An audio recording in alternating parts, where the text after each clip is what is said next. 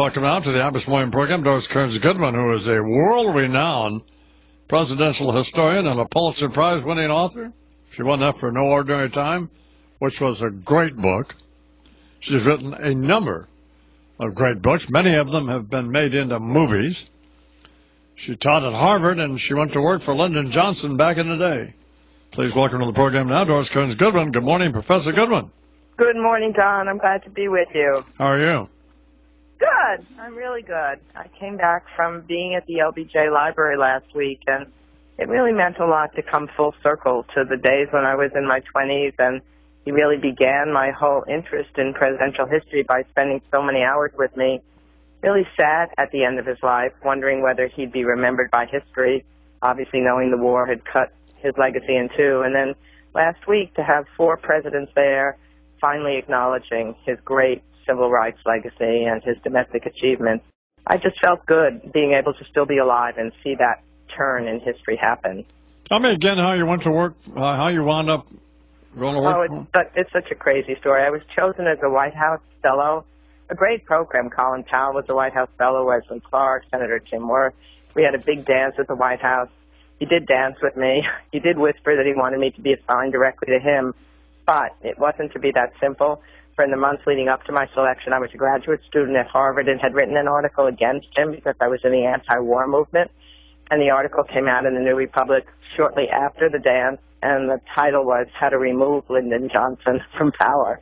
So I thought he'd kick me out of the program.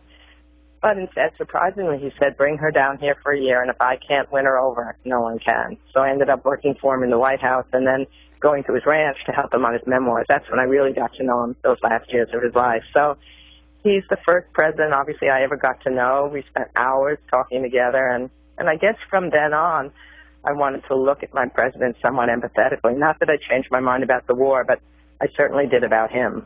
He was the most formidable, fascinating, frustrating. You would have really had fun with him. So he did not win you over? He did win me over as far as a human being goes. No.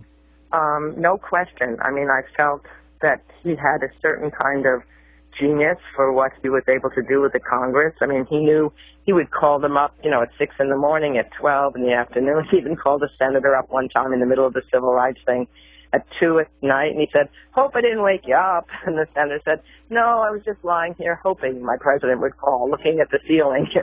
So he just knew how to persevere, knew which each senator wanted, who wanted to be on a committee, who wanted social life, who wanted to trade what. And he got the Civil Rights Act that he segregated the South through, the Voting Rights Act, precious right to vote for millions of Americans, open housing, Medicare, lots of stuff. It deserves to be remembered, and it is so being remembered now. So it felt good to see that happen after all these years. In spite of those remarkable accomplishments, he was really broken by the war, wasn't he? No question. I mean, he was not well those last years. He had a heart attack when he was in the Senate, and then he had another one when he came out of office. But I think mostly there was just the sadness of knowing that he had potentially been the legacy that would have, rivaled to some extent FDR's on the domestic front, and that the war was always going to be a shadow on that presidency. He knew that. And I think that made him sad. It's probably what opened him up to me. If I had known him, at the height of his power, he would never have had time to talk to me as much as he did. So if I hadn't met him, I would not have been a presidential historian. I mean, I would have been an historian, but my field had been the Supreme Court. So this turned out to be much more lively and fun, and I really owe it to him. Whenever I go to Austin, I stay at the Driscoll Hotel. Everybody tries to... That's where we stayed. Isn't that a great hotel? Oh, it's a great old hotel. I used to stay there when I first went down to help on his memoirs.